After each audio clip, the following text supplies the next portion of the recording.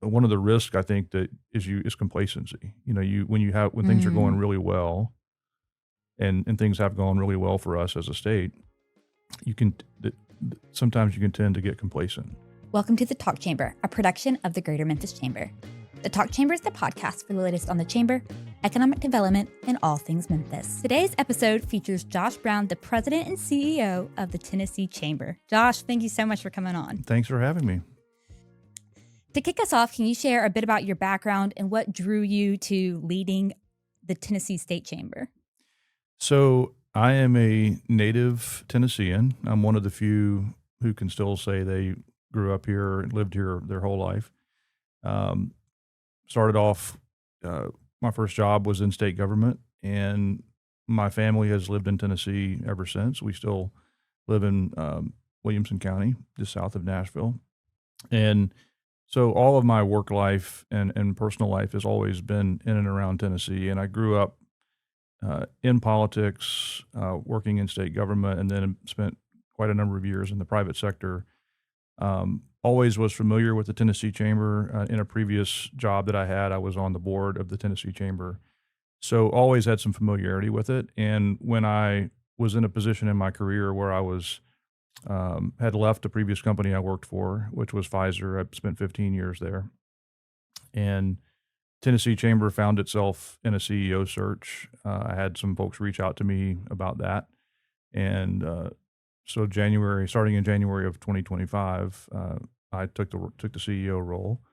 So the way I ended up there was just through opportunity was available when I was in a position where I could do something else with my career.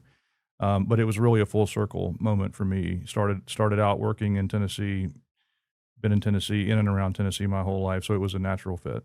It's been a whole year for you now. How has that first year been? It's been really good. One of the benefits of having been around Tennessee for a while is I've got longstanding relationships Right. that I've been able to call upon. People that I knew back when I first started are still, some of them are still in state government. Some of them are still working in roles within the corporate sector that I'll still interact with them. So it's actually been a way for me to reconnect with some old friends and some old relationships that I'd built years ago. And we've really in year one, technically 15 months now, um, the chamber has grown. We've grown in membership. We've grown in staff. I think we've begun to grow in influence, and certainly in the number of issues that we're taking on and engaging on. So I'm really excited about what we've done so far and where we're headed. I want to talk a little bit about that and about the work y'all do in a few minutes. But before we kind of dive into exactly what you guys do, I wanted to look at Tennessee as a whole and what your perspective on that is.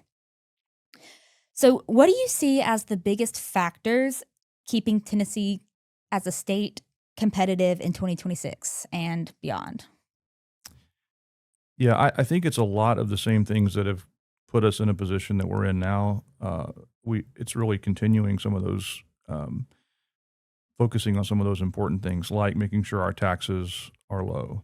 Um, One of the reasons why individuals and companies have come to Tennessee over the last decade, and really more than a decade, is because of our low tax base. We are per capita one of the lowest tax states in the country. Probably one of the two or three lowest, depending on which metric you look at. Our location is obviously really, really important, and that's not ever going to change. Just in terms of geographically where we sit as a state compared to the rest of the country.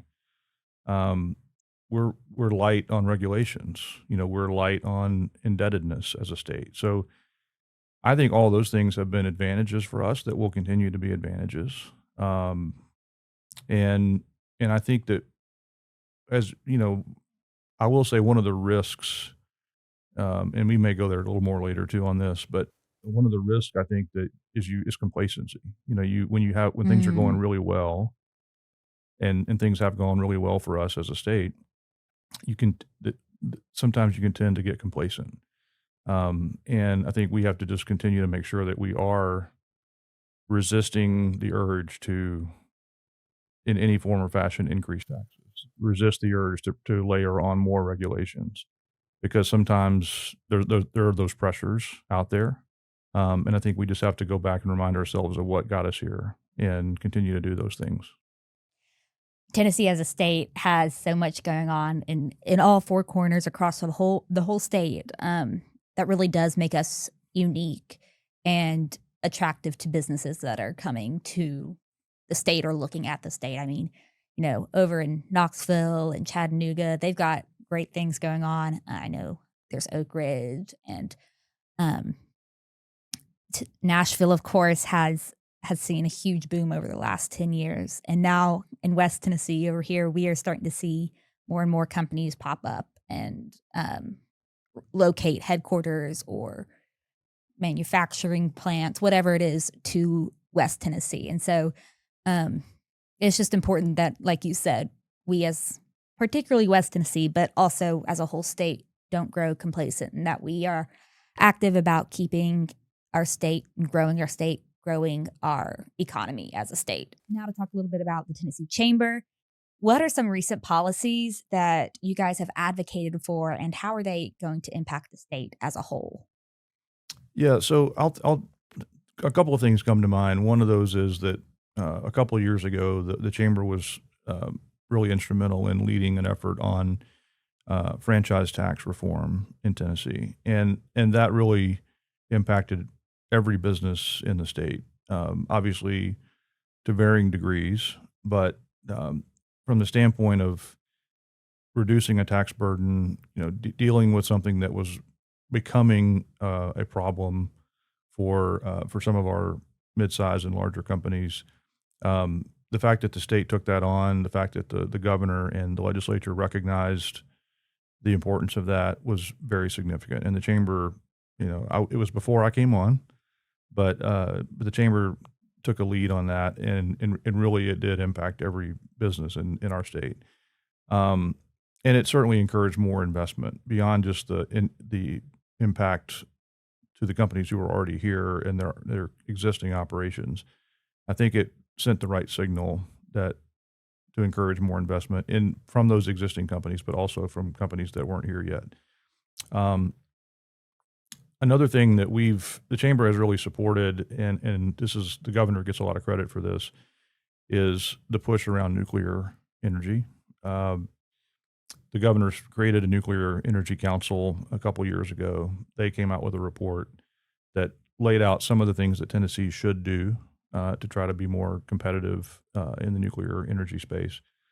The chamber certainly supported that, and then some of the recommendations that came out of that really deal with funding. It deals with workforce issues. We've stepped right in as a chamber to try to be part of those conversations, helping lead those conversations, and I think that's going to has already shown some real fruit in terms of economic development, but it's also kind of laying the groundwork for where we're going in the next 5 to 10 years as a state.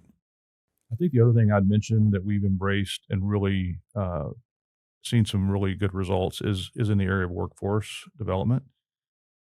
And in particular, one of the success stories in this, and this is not something that the chamber can really take credit for, except that continually voicing to the state and to certain stakeholders the importance of the state doing more and being more collaborative and being more innovative when it comes to workforce solutions.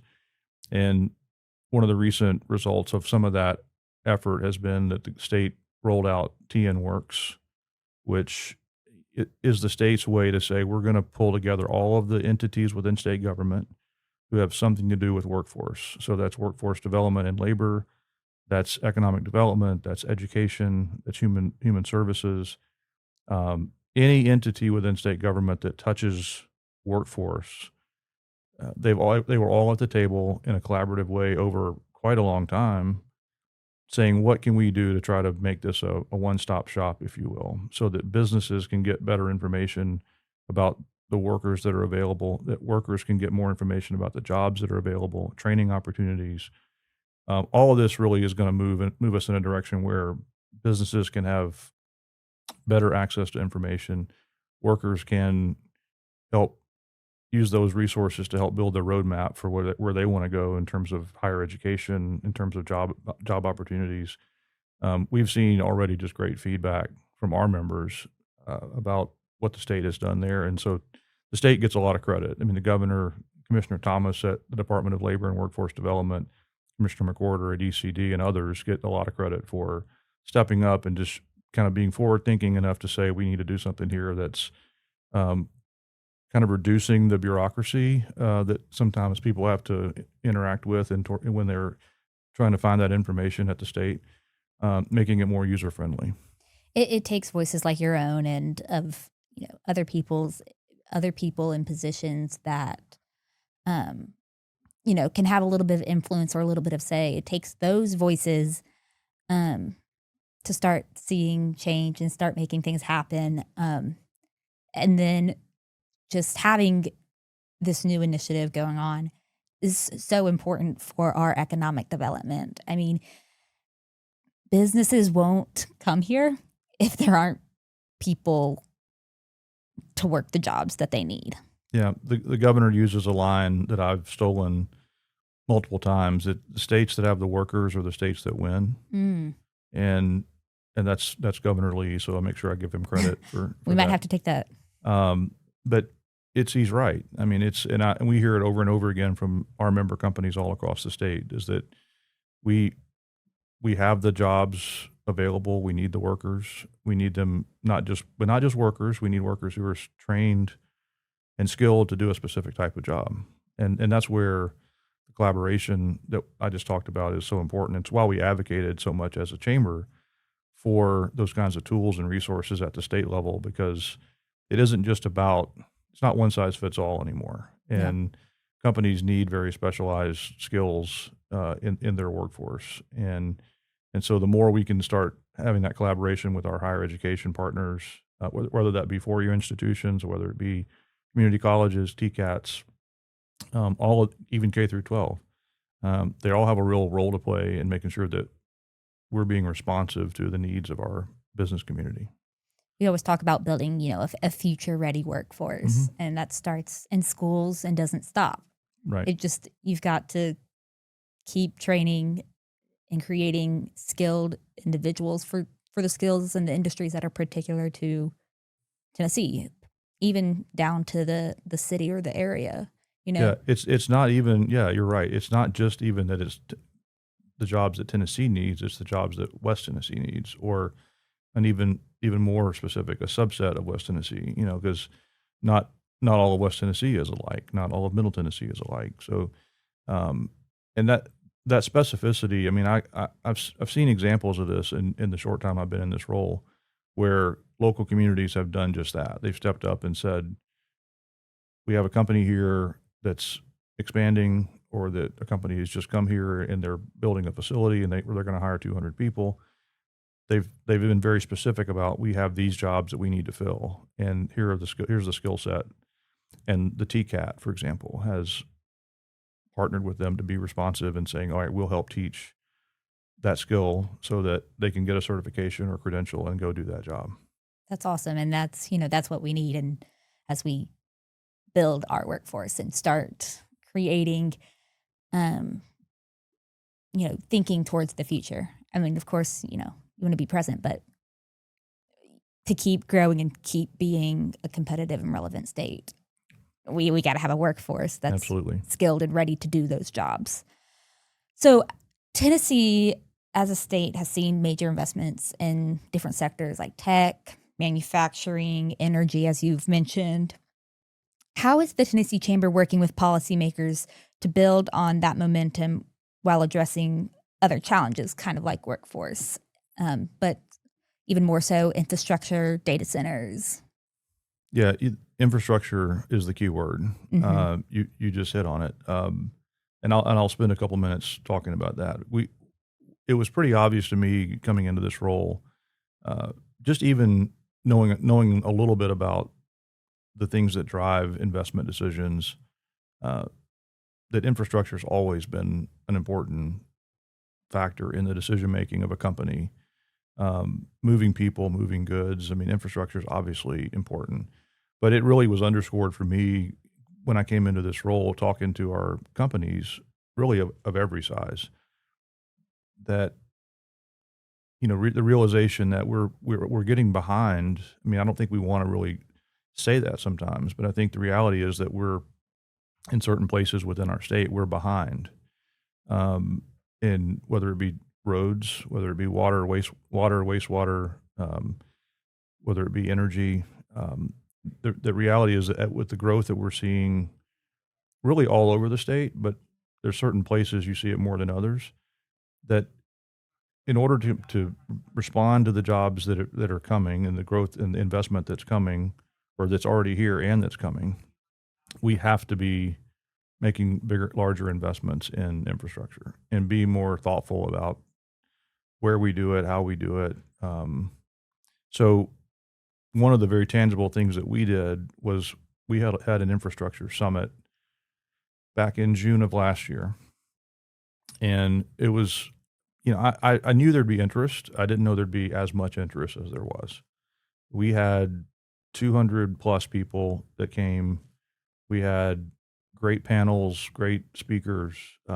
We covered lots of different topics. And it really confirmed for me that there was an appetite. It was not just the business community, it was local government leaders, it was chambers, really everybody in the every stakeholder you can think of, education partners were in the room, and after the event followed up with us and said, let's keep this going. So we created what we call an infrastructure advisory council, that is ongoing. It's intended to be a permanent entity at the chamber. We have monthly meetings. We have quarterly in-person engagements with usually someone in public policy, someone, a public official, a state official, sometimes federal officials, talking specifically about aspects of infrastructure and what can we advocate for as a business community to try to address those issues. And so again, we've talked about, at various ones of those meetings, we've talked about energy. So what is the state doing to address our growing demand for energy, right? And so we've talked about the fact we have to diversify. So there's the nuclear component, things like battery storage. And I was at an AI summit last week, and there was a conversation about data centers and all of the things that have to happen in order to drive the technology advancements that we're seeing, right? But what comes with that is a huge demand for energy and water, right? So some would say you can't do both. Some would say that if you lean too much towards the investment innovation side, you're going to put too many strains and demands on the energy grid. So, Right. and some would say if you don't do enough investment in the innovation and the technology, that the state's going to fall behind. And so I think we're seeing, because of some of the things the governor's done and some of the other partnerships that are happening, is you can do both. And you can address all of those issues around energy and do the things that we need to do to position ourselves to have the necessary, reliable, resilient energy grid, and take advantage of the investments. Memphis is a great example of that, with XAI and other technology partners that have come to the city and come to this area and said, we want to invest here. There's certainly some controversy that comes with that. It's not just here. Places that data centers are locating, there's controversy around that. There's, legitimate conversations that have to happen about the impact that has on a community, right?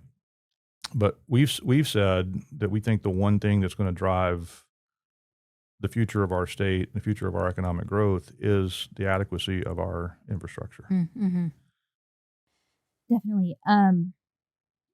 Just kind of taking from what you've learned and what you've heard, and we're looking at the state. Do you have any key insights or economic outlooks that business leaders should know about Tennessee's strengths right now? I think it's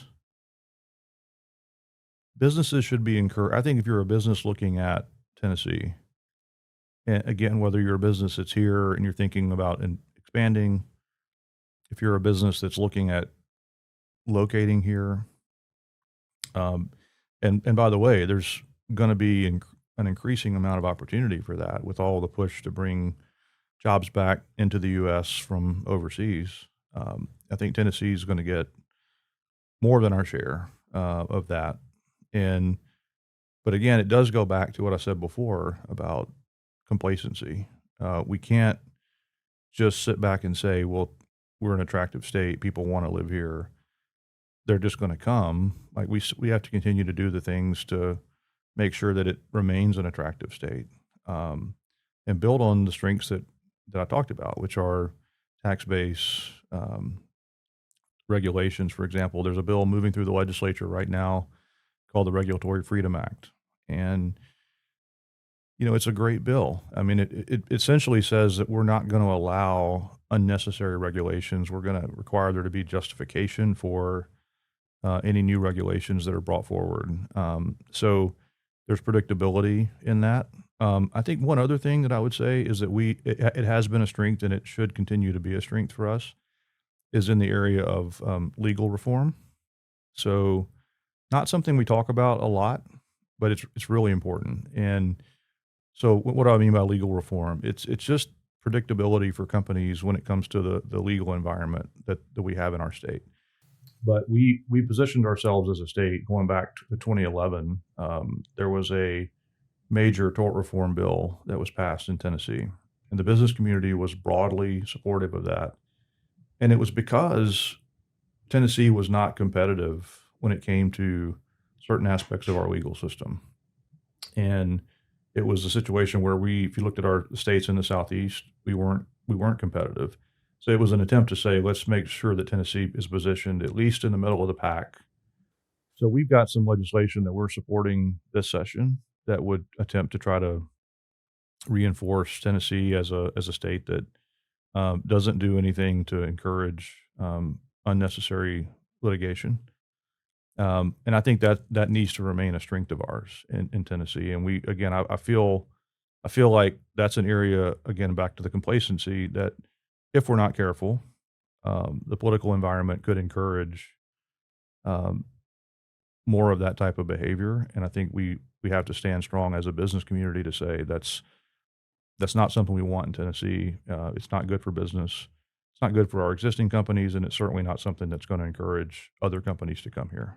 Before we move on, what are your suggestions or ideas on ways that we as chambers, as the business community, cannot be complacent and keep that competitive advantage and keep moving forward? I think the key word is collaboration. I think we, certainly I've been in this role for a short time, but I think historically there have been moments where chambers across the state were collaborative and moments where we weren't.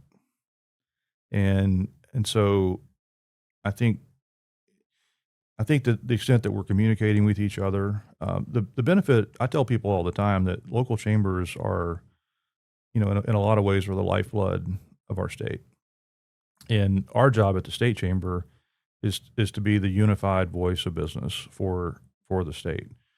But what unifies us is that it's all the local chambers in partnership with us, helping to advocate for these issues and for these important policies. And so it's collaboration among chambers. It's collaboration among different trade associations. So we do weekly during the legislative session, we do both on Mondays and Fridays. We do calls where we include not only our members, but we also include trade associations and other business-oriented groups, professional groups, for a conversation about the bills that are going through that impact business. Sometimes it's a bill that a particular association is focused on and concerned about that they want to raise with us as being particularly impactful to business. Sometimes it's something that we've discovered has broad application to a number of different industries and businesses, and we want to make sure that they're all aware of it. But that collaboration, that communication with those partners with local chambers, I think it's going to be is the thing that's going to help us continue to be successful. I completely agree. And but now I want to pivot a little bit towards West Tennessee, towards Memphis, and get your thoughts on how we play into all of this and how we play into the future of Tennessee. We've led the state in economic development projects in recent years. And how does the Tennessee Chamber see West Tennessee's role into fitting into our broader state growth strategy? Well, I would say there's a level of enthusiasm in West Tennessee that is probably, I would say, at its peak. I remember working in state government, working in the governor's office 30 years ago, and we spent a lot of time in West Tennessee then, and you'd see what was happening in some of the communities. I think over a period of time, maybe there was then a lack of activity in West Tennessee like relative to other parts of the state. Right. Um, but I certainly think this certainly goes back beyond my tenure at the state chamber. But I've definitely noticed, even in my 15 months, that there's a level of enthusiasm and energy around what's happening in West Tennessee that's, I think, from our perspective, really important because the rule of thumb is that you've got to be your own best advocate. Mm-hmm. And Tennessee Chamber can go advocate. I mean, we're statewide, so we're trying to encourage activity and investment and good policy all over the state. Something that benefits things that benefit everyone. But you also want to see communities kind of stepping up and doing it for themselves too. And I think West Tennessee, whether it be Memphis in the Memphis area, whether it be Jackson, frankly, some of the smaller communities throughout the West Tennessee region, there's a lot of activity happening. Certainly what's happening at the mega site with Blue Oval. I mean, that's brought a lot of hope and a lot of enthusiasm and just optimism, I think. So I just think there's a real hunger in West Tennessee for more investment, for more opportunity. And I think back to that collaboration point, I think we've seen a lot of collaboration. I mean, I've seen some of the best examples that I've witnessed myself are where TCATs in a small community partnering with a large corporation or even a mid-sized corporation to customize something that's meaningful for that community and for that workforce. Efforts to try to partner on providing students in high school and coming out of high school with certain skills, or even just taking someone who's been in the workforce for a long time and reskilling them or upskilling them. A lot of that's happening in West Tennessee. And so I would just say from our perspective, we want to continue to be a partner with Memphis Chamber, Jackson, other throughout West Tennessee to just reinforce that and be a voice in Nashville and in Washington even for what's happening here because it's there's a capacity in West Tennessee for more. I mean, you guys have more capacity, Right.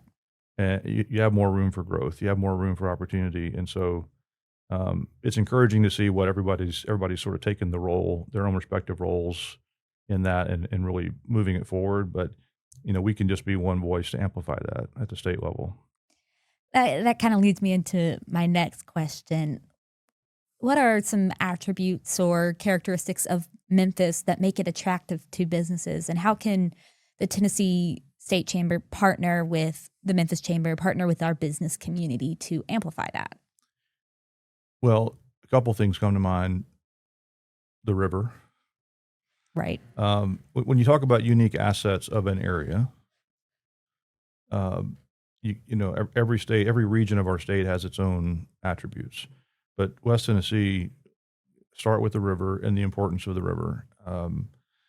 It's pretty hard to overstate how important that is, and as a port, just as an asset for economic growth. There's so much that happens on the river, so much, you know, so many products that are moved throughout the country because of the river. So that's a huge asset. And as a water source, I mean, let's talk about that too. I mean, Tennessee's blessed as a state to have access to water. And a lot of states don't have that same luxury. So the rivers, let's start with that. I think second is just as a logistics hub. I mean, stating the obvious on FedEx, but the fact that you have so many Class 1 railroads here, um, I think it's when you put all that together from the location of Memphis and the proximity it has to the rest of the country. I think the stats I've heard, and you would know it better than me, um, it's roughly 70% of the country is within a day's drive Correct. of Memphis. So that's a huge asset. And so just from as a logistics hub and a place where goods can travel through, by the river, by air, by train, huge asset. So I think I think those are the two things that come to mind as huge assets. But then I think there's a lot of history here and culture and that can't be understated too. Can't be underestimated. I mean, it's always, I can remember 30 years ago working in the governor's office, and the things we did in Memphis were almost always centered around something cultural. Um, and just not missing out on that. And look, I think there's a lot of people that are at the table right now to do important things to try to get Memphis back on track, if you will. And um, but I think it's easy to focus on all of that and miss that there's been a lot of good work going on, and even in spite of that, right? So Mm-hmm. um, Memphis has and West Tennessee just has so much opportunity. I love that you brought up the cultural aspect because, yes, we are a business organization. And so there's a heavy focus on that. But Memphis has a lot of culture and a lot of aspects that are attractive to people and are attractive to businesses. And then when you think about, people wanting to move here and live here because they've got a job at FedEx or St. Jude or whatever, one of the things people consider when they're moving is the culture and the life that they could have in the city. Are there things to do? Are the people they want to hang out with? Like, is this city attractive to them outside of work? And so I'm really glad you brought that up. Yeah, and I guess the other thing that I should have mentioned is, and when you said St. Jude, it kind of made me think of this, that West Tennessee in the Memphis area in particular, as a healthcare hub, again, particularly in the life sciences, it's right up there with any region in the country. And again, it's not overlooked. I just don't think people talk about it. It's not the first thing that comes to mind, but it's when you look at the presence of medical device companies in this area, when you look at some of the biotech and research that's happening at St. Jude, and you've got great hospital systems in the area that are doing great things. I think it'd be important to underscore that too, as a place, a sector that's been here and thrived for a long time. I suspect it's continuing. I haven't seen the data, but I suspect it's continuing to be a big Yes, driver of job growth here definitely. and good paying jobs.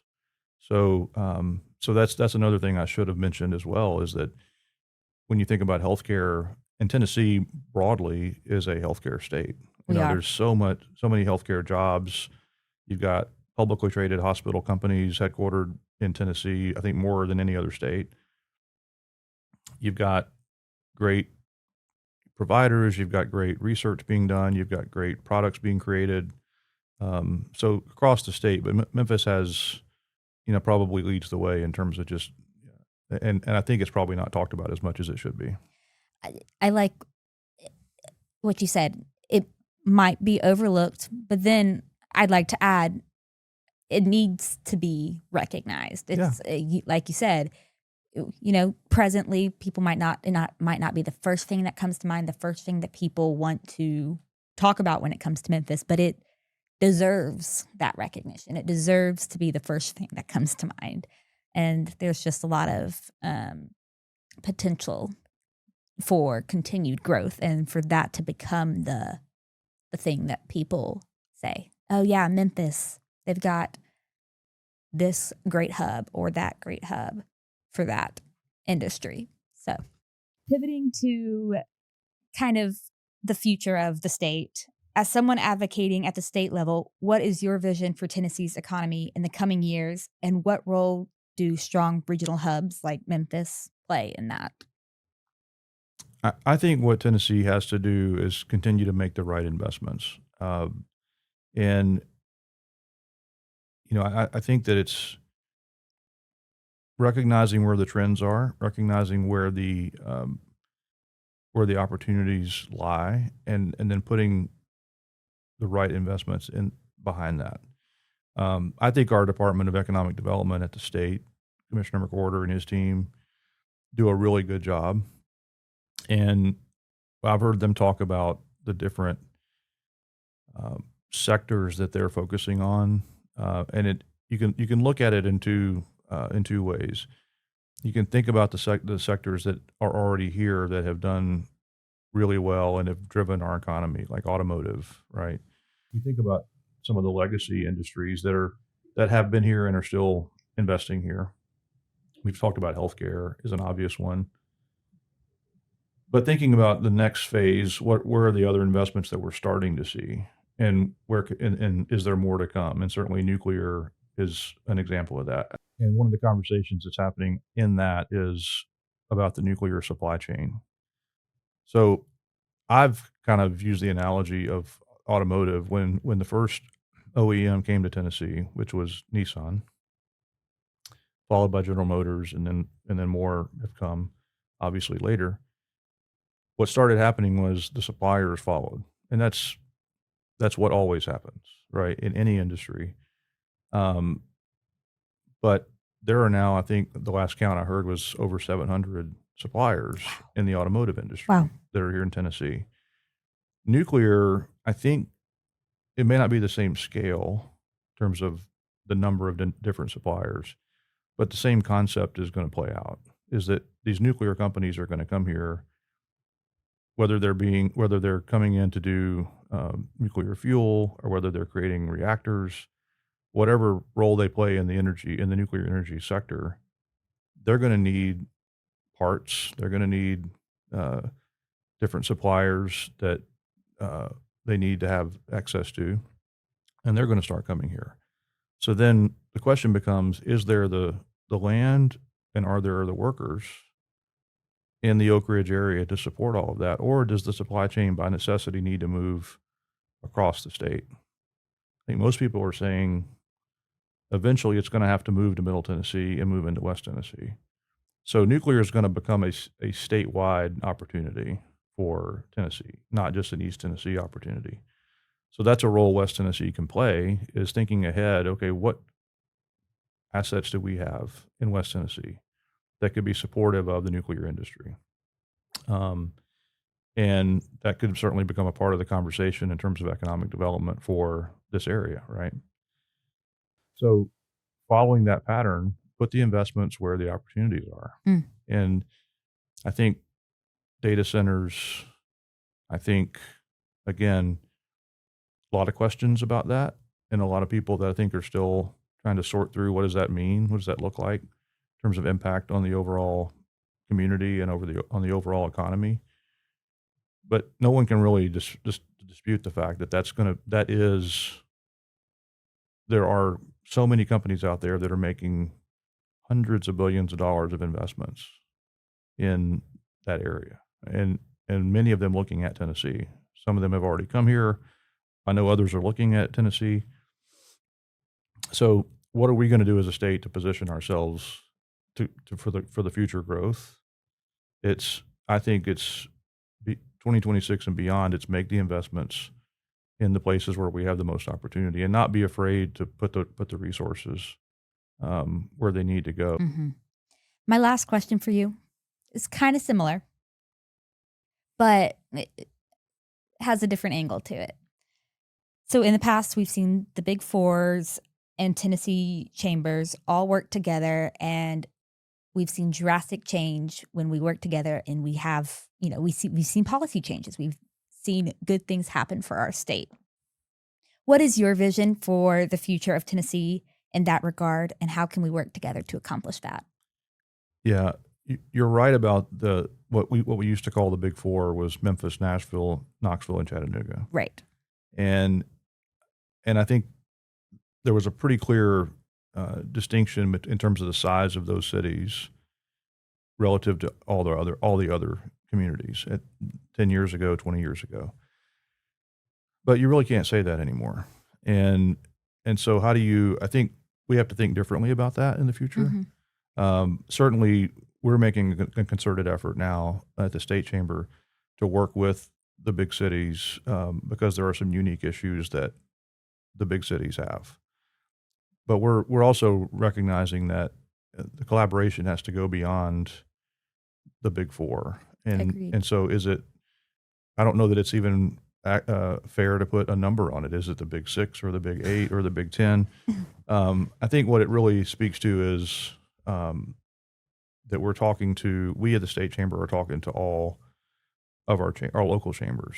And I think it's certainly fair to say that we need the top 10, the 10 biggest chambers, if you will, by population, to be engaged and to be active in the advocacy that we're doing.